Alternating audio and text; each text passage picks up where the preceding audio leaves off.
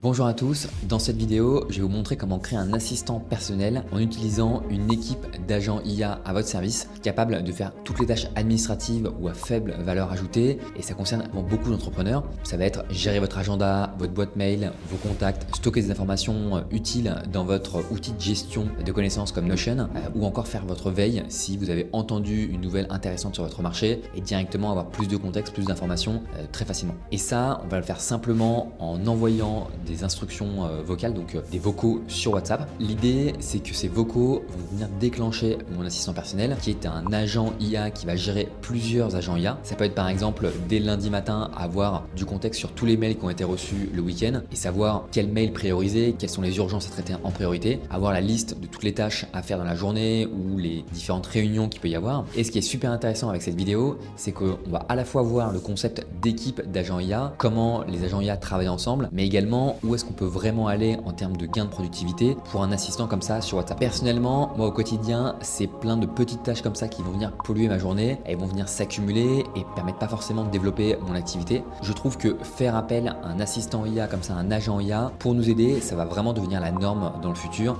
Et vous allez voir, c'est étonnamment facile à faire, il n'y a aucune compétence technique requise. Et pour reproduire ça chez vous, comme d'habitude, vous allez avoir tout le contenu et le tutoriel précis sur la communauté. D'abord, je vous montre une petite démo rapide de ce que ça donne, puis j'explique le concept des équipes d'agents IA et du fonctionnement de ce système-là, hyper intéressant, et on va terminer sur la partie tutoriel pour reproduire exactement le même process chez vous et avoir votre assistant personnel sur WhatsApp. Alors ça y est, on est devant l'assistant personnel et du coup, on va faire la démo avec WhatsApp. Donc je vais par exemple, c'est mon assistant personnel, donc là on voit le numéro de test et je vais faire ma demande. Peux-tu me donner les mails non lus des 3 derniers jours? En fait, j'envoie des vocaux à ce numéro WhatsApp qui est mon assistant personnel et qui est du coup l'agent manager qui va distribuer les tâches à des sous-assistants qu'on va voir après. Donc là, il a reçu la tâche. Donc, peux-tu me donner les emails non lus des 3 derniers jours? Donc, il a du coup retranscrit mon vocal en du texte et il va déléguer les tâches en identifiant du coup ce qu'il doit faire. Donc là, il a délégué à l'agent email. On peut voir la conversation. Il a réalisé 2 tâches. Donc là, je vais sûrement, mais j'ai déjà reçu le WhatsApp. Voici les emails non lus de ces 3 derniers jours. OK. Propose une collaboration pour automatiser les processus internes grâce à des solutions sur mesure. Gauthier Pérez. Donc c'est des emails, c'est juste la démo, hein, c'est pas des vrais mails, ni des vrais prénoms, et non, sauf pour mon cas. Et on va lui demander par exemple, envoie un email à Gauthier Pérez pour lui demander quand est-ce qu'il est disponible la semaine prochaine et recherche les dernières actualités en intelligence artificielle sur ces derniers jours. Et en fait, ce qui est hyper pratique, c'est qu'en restant sur ce même thread WhatsApp, je vais pouvoir beh, réaliser des actions. Donc là, ça y est, mon assistant a reçu du coup les consignes et il va de la même manière réaliser toujours des tâches du coup en arrière-plan. Donc là, ce qui se passe, c'est qu'il a mobilisé l'agent email. Il y a du coup des tâches qui ont été réalisées. Ensuite, il devrait passer, je ne sais pas si ça s'actualise, à un autre agent, puisque là, en fait, il y a une deuxième tâche qui est de rechercher en ligne les dernières actualités en intelligence artificielle. Et ensuite, on va lui demander une dernière action et ça sera la petite démo complète, du coup, où on voit vraiment du coup l'exécution. Voilà, il a trouvé le contact, Gauthier, il a envoyé un email. J'ai envoyé un email. Voilà. Alors, est-ce qu'on a... Ah, on a déjà reçu, ok. C'est pas à jour ici. J'ai envoyé un email à Gauthier pour lui demander quand est-ce qu'il se passe. Ok, voici le contenu de l'email. Ok. Disponibilité, nanana. Bonjour Gauthier, j'espère que tu vas bien. Merci d'avance. Ok. De plus, voici le dernier actualité en intelligence artificielle. On pourra améliorer le format, parce que le format, c'est vrai qu'il n'est pas idéal. Développer un chatbot pour les amies françaises. Ok. Avant la fin. Ok. Déclaration Canada-France. Ok. Initiative de la sécurité de coopération, avancée technologique d'OpenAI. Ok. Donc là, on va, par exemple, lui demander évolution de Slack et Salesforce. Slack a ouvert sa plateforme chatbot IA et a intégré des fonctionnalités IA avancées comme agent de force. Agent de force, c'est... Bon, on va lui, par exemple, demander ok, je souhaite que tu recherches plus d'informations sur les dernières informations, actualités de Slack concernant l'intelligence artificielle et précisément Agent Force, ainsi que tu rédiges un article de blog sur le sujet euh, sur Notion, la documentation interne. Voilà, donc là, ce qui est bien, c'est qu'il a bien distingué les deux tâches et il m'a donné du coup un rapport pour me prévenir que le mail a été envoyé. Et en plus, il m'a partagé le contenu, ce qui est pas, je ne l'avais pas forcément demandé. Donc là, voilà, ça c'est voilà. Et la dernière tâche. Alors là, j'ai dit Slack. Je crois que j'avais dit Salesforce, mais peut-être qu'il a compris Slack. Ouais, bon, j'avais bien dit Slack, je voulais dire Salesforce, mais bon. Mais c'est pas très grave. En fait, ce qu'on voit, c'est qu'il a fait une recherche. Donc la recherche, d'ailleurs, on peut voir le step de recherche. L'assistant personnel lui a dit recherche les dernières informations et actualités comme concernant Slack, en particulier sur l'intelligence artificielle, et l'agent force. Donc l'agent force, là, je pense qu'il n'a pas très bien compris parce que, en fait, l'agent force, c'était l'agent force de Salesforce. Donc il a fait la recherche et il a, du coup, l'agent force de Salesforce, voilà, il a du coup récupéré les informations sur Internet, voilà, et les informations clients, bon, voilà, ok. Du coup, il a partagé ça, l'agent de recherche a ensuite renvoyé ça à l'assistant personnel qui a délégué ce contenu à l'agent. Donc on voit la conversation, l'assistant personnel qui dit voici, rédiger un article de blog, voici les points importants. Donc il lui partage, conclusion, voilà.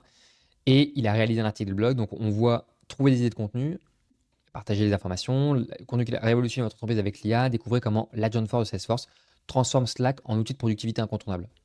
Alors là, je ne sais pas si c'est vraiment correct, mais en tout cas, vous voyez l'état d'esprit. Donc là, il lui donne l'information que c'est format de contenu, article de blog, information complémentaire, article doit aborder, titre du contenu, voilà. Et on a du coup un contenu qui a été généré, qui a été envoyé, et on peut retrouver ce contenu ensuite sur Notion. Juste avant de vous montrer vraiment comment reproduire ce process avec ici un assistant comme ça sur WhatsApp, je tenais à vous partager la théorie sur les systèmes comme ça, les multi-agents systèmes. C'est hyper intéressant, c'est hyper excitant et c'est un futur qui arrive très vite, qui est très proche. Donc je vous présente ça tout de suite. En fait, ce que je voulais vous partager, c'est qu'en ce moment, il y a un énorme boom sur les agents IA autonomes. Le marché, il est inondé de solutions prêtes à l'emploi qui reflètent souvent une approche assez court terme, plutôt centrée sur le remplacement des interactions humaines. Et c'est le cas, par exemple, ici avec cet outil Sintra, où en fait, on vient vraiment remplacer l'humain avec un support client, par exemple, boosté à l'IA ou du SEO. C'est la même chose avec, par exemple, ElevenX, où là, en fait, on a un agent qui est un agent plutôt vocal, mais en tout cas un agent autonome qui va être capable de prendre des rendez-vous et d'agir comme vraiment un SDR, donc un commercial. Et en même temps, il y a aussi beaucoup d'initiatives de la part, par exemple, de Salesforce qui maintenant a proposé avec une fonctionnalité agent de force pour créer des agents. Et même le business model est assez intéressant puisqu'on va venir payer en fait à la résolution de tickets. On est à 2 $ la résolution de tickets et on est du coup dans une logique qui est plus liée au nombre d'utilisateurs qu'on peut avoir sur notre CRM, sur les outils qu'on utilise, mais plutôt à la résolution des tickets et la réalisation du coup de tâches derrière sur les agents. Il y a aussi Dust en France qui est très connu pour créer justement des agents et les intégrer dans ces process. J'avais fait un échange avec Gabriel, l'un des fondateurs que vous pouvez retrouver en haut à droite, très intéressant sur sa vision de la productivité en entreprise. Je vous invite vraiment à l'écouter, c'est particulièrement intéressant. Et ce que je souhaitais vous montrer, c'est la puissance des agents multisystèmes, ce qu'on appelle souvent des MAS, Multi-Agent System, où en fait on a un agent principal, comme dans ce que je vais vous montrer là, qui a des instructions, qui communique avec moi via WhatsApp, et qui va utiliser et déléguer des tâches à plusieurs agents qui ont une série d'actions. Donc chaque agent va être spécialisé sur les outils qu'on utilise en interne. Donc ici par exemple le calendrier, Google Calendar dans mon cas, ma boîte mail, Gmail, ma documentation, c'est sur Notion, ma gestion de recherche, donc là c'est les gestions de recherche externes, on va utiliser des outils comme Perplexity ou des appels API à Google juste pour avoir les résultats de recherche, et la gestion de contenu. Donc moi, ma création de contenu, elle se fait pas mal sur Notion, mais ça pourrait être via d'autres outils. Il y a une différence entre l'automatisation IA et les agents IA. J'avais fait une vidéo dédiée sur les agents IA que vous pouvez retrouver en haut à droite pour avoir un petit aperçu de comment fonctionnent les agents IA.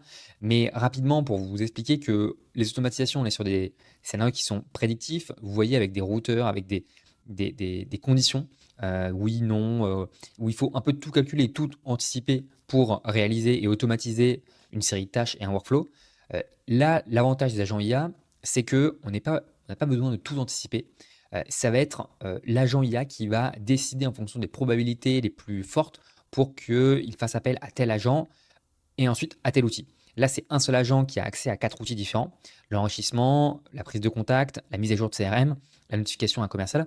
Et nous, en fait, on va vraiment travailler sur des agents comme ça, pour revenir sur mon schéma, des agents qui sont par outil et qui vont avoir accès à toutes les actions que je peux moi-même réaliser sur mon outil.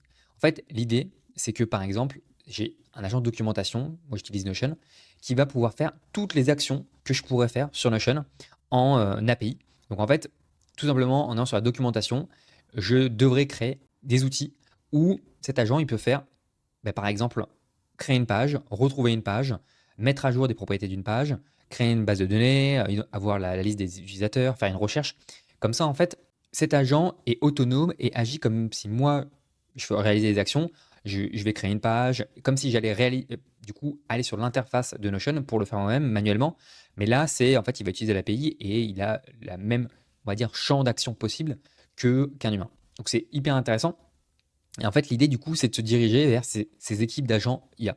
Et les agents, du coup, IA, c'est ce manager qui gère, qui va déclencher les sous-agents. On va éviter d'être en silo, avec du coup, en silo dans le sens où on va faire tâche après tâche. Là, il y a des agents qui peuvent être déclenchés en parallèle. Pour vous montrer un cas concret d'agent qui existe, c'est par exemple un agent de qualification, un agent manager de qualification. On reçoit un formulaire qui est complété avec des informations et ce manager va qualifier le lead. Il va par exemple faire appel à un agent d'enrichissement en envoyant ici les réponses du formulaire. Cet agent d'enrichissement va récupérer sur HubSpot le nom, prénom, entreprise, etc., l'URL. Il va le renvoyer à l'agent manager de qualification qui, lui, va ensuite appeler un autre agent de qualification, première qualification de premier niveau, on va dire, où il va identifier le persona, le rôle, le cas d'usage. Ensuite, un deuxième niveau où on va ici comprendre la situation d'entreprise. Est-ce qu'ils recrutent? Est-ce qu'ils ont levé des fonds? C'est quoi leur call to action? Leur proposition de valeur sur le site et qu'est-ce qu'ils souhaitent vendre? Le trafic du site web. Pas mal d'informations qu'on va aussi mettre à jour sur HubSpot, mais qu'on va ensuite faire remonter à l'agent manager qui va ensuite faire appel à un agent pour proposer une démo ou pas en fonction des informations qu'il a. Et si c'est le cas, il va vérifier le calendrier, qui va lui renvoyer les disponibilités. Voilà, il y a vraiment des interactions au sein d'une équipe d'agents qui a un but ici de qualifier. Et pourquoi je vous parle je vais vous expliquer pourquoi je découpe autant les tâches. Juste avant, je fais le lien avec ce que propose Relevance AI et c'est l'outil qu'on va utiliser pour faire ce use case, ce cas d'utilisation. Eux, ils ont un agent IA qui est Bosch, qui fonctionne du coup comme un agent commercial qui va utiliser plusieurs agents. Alors en fait, cet agent, il est hyper intéressant parce qu'il est autonome, il a un vrai impact héroïste, donc un vrai retour sur investissement. On le voit en chiffres, il y a même des témoignages d'entreprises. Par contre, actuellement, il est facturé assez cher. On est quand même sur un prix de 100 000 $ à l'année. Et en fait, ce prix, il est cohérent dans le sens où en fait, il va remplacer un commercial. Et un commercial aux États-Unis, c'est le prix en fait, c'est le prix du marché d'un commercial aux États-Unis. Du coup, le ROI est en lien direct avec l'économie possible. Cet outil, il communique avec tous les outils. À la fois, du coup, on le voit, des outils de communication internes comme Slack, externes comme du Gmail, mais des modèles. Donc là, on a OpenAI, on a Claude, on a Meta, on a Gemini. Voilà. Je ne vais pas rentrer en détail sur ce cas d'usage qui n'est pas celui-là. Bosch est beaucoup plus complet. Mais je vais me concentrer du coup sur celui que j'ai réalisé. Dans mon cas, on fonctionne en fait avec des vocaux qui sont réalisés sur WhatsApp. Pour envoyer les informations à mon agent et le déclencher, je vais utiliser un make. En fait, je pourrais directement le déclencher sur Relevance AI, mais dans le cas, comme je fais des vocaux, c'est un peu plus délicat. Du coup, je suis passé par make, c'est plus simple. Ce que je fais, c'est que c'est un make qui Dès que je reçois un événement sur WhatsApp, donc un message, un vocal, ça va rentrer dans ce scénario-là. Je vais télécharger download de média, le média audio avec ce module WhatsApp Business Cloud. Et je vais simplement utiliser Whisper pour me traduire en format texte. Je vais demander au modèle d'enlever la ponctuation. Alors là, c'est juste, en fait, parce que malheureusement, quand il y a de la ponctuation et quand je fais un appel API, il y a des bugs. Du coup, c'est nécessaire de mettre ce module. Et là, je mets juste un data store. Je vous invite à regarder sur l'agent IA cette vidéo où j'explique en fait ce process. Après, je fais un appel HTTP du coup à Relevance AI. Je vais basculer du coup sur Relevance AI. Sur Relevance AI, il y a plusieurs espaces, mes agents, des outils, des bases de connaissances. Je vais pas revenir sur l'outil, mais je vais vous présenter directement mon assistant personnel. Donc, je vais l'éditer. Et en fait, mon assistant personnel, c'est un assistant basique que je crée avec une petite description. Il reçoit des instructions par WhatsApp. Et il a une équipe d'agents à disposition et il va envoyer les réponses sur WhatsApp. Tout se joue dans les instructions. Donc là, je vais le mettre en format Markdown pour que ce soit un peu plus lisible. Alors, du coup, ce qu'on a, c'est le rôle, assez basique. C'est un assistant personnel sur WhatsApp. Voilà, un peu de contexte pour qui il travaille. L'entreprise parisienne basée du coup, en France qui accompagne des clients dans l'optimisation des process grâce à l'IA. Il a accès à 5 agents. Lui, il a un seul outil qui est la possibilité d'envoyer un message WhatsApp. Donc, je lui explique ses tâches. Dis-moi tous les mails non lus de ma boîte mail, quels sont les mails urgents, des exemples. Vérifie bien l'objectif, prends ton temps pour identifier les tâches à réaliser si ce n'est pas explicite. Ensuite, sélectionne les agents les plus pertinents pour réaliser chaque tâche. Il m'envoie la réponse avec l'outil envoyer message WhatsApp. Je lui explique du coup dans la section outils, j'ai ma section agent avec 5 agents, pardon. J'ai l'agent de documentation interne que je n'avais pas tagué, voilà, je le mets ici. Agent de documentation interne, agent calendrier, agent email. J'explique en gros à quoi ils servent et je mets le format de réponse. Il y a la possibilité de créer des workflows et d'être forcer un petit peu l'utilisation d'un workflow et de faire rentrer l'agent dans du séquentiel un petit peu. Et moi, c'est pas mon cas, je laisse tout ici. Là, ensuite, ce qui est important, c'est les outils. Lui, il a un seul outil qui est envoyer un message WhatsApp. Je pourrais mettre en fait que le mode de validation, il est en approval required. Donc, c'est lui qui décide. C'est lui qui décide, l'état agent décide. Approval required, c'est moi qui va du coup valider manuellement. Je pourrais moi-même du coup envoyer les messages sur des sujets sensibles. Par exemple, dans la démo, on a vu que la personne avait envoyé le mail à Gauthier directement. En fait, j'aurais pu mettre un approval required. Comme ça, je vérifie le mail avant d'envoyer. J'ai ma section sous-agent. Ce que je vais faire, je ne vais pas vous montrer tout le process, mais c'est plutôt un aperçu et je vais aller par exemple sur un agent. Donc là, je vais basculer sur l'agent email. Les agents email fonctionnent un peu de la même manière que l'agent, enfin les sous-agents que l'agent principal. J'ai toujours ma petite description, mes instructions qui sont le rôle, le contexte qui est assez similaire avec des petits exemples et les outils. Là, bien sûr, il y a différents outils, ces outils que je retrouve ici. Alors lui, il n'a pas de sous-agent, il pourrait y en avoir. Et les outils. Lui, il a 4 outils. Récupérer l'email, envoyer un email, trouver un contact et la date du jour. Pourquoi la date du jour? Parce qu'en fait, quand je le communique sur un espace-temps, ces derniers jours, aujourd'hui, hier, la semaine dernière, il doit identifier quel jour on est, quel est le jour, pour ensuite identifier la période de temps sur laquelle il va faire les recherches, récupérer l'email, envoyer un mail, voilà. Surtout récupérer l'email. Je pourrais mettre beaucoup plus d'actions, parce que je vais faire beaucoup plus d'actions, mais c'était pour l'exemple. Et donc, je vais m'expliquer, par exemple, date du jour, cet outil te permet de connaître la date du jour pour affiner la recherche. Cet outil est à utiliser en premier si tu reçois des instructions pendant une période de temps, comme aujourd'hui, hier, ces derniers jours, etc. Par exemple, dans la démo, j'ai dit ces 3 derniers jours, je n'ai pas forcément besoin de expliciter, de mentionner que ces 3 derniers jours, c'est pareil. Voilà, il comprend l'état d'esprit. Et pourquoi, du coup, je segmente autant sous-agents. En fait, quand on jette un coup d'œil, ici, on voit quand même beaucoup de segmentation.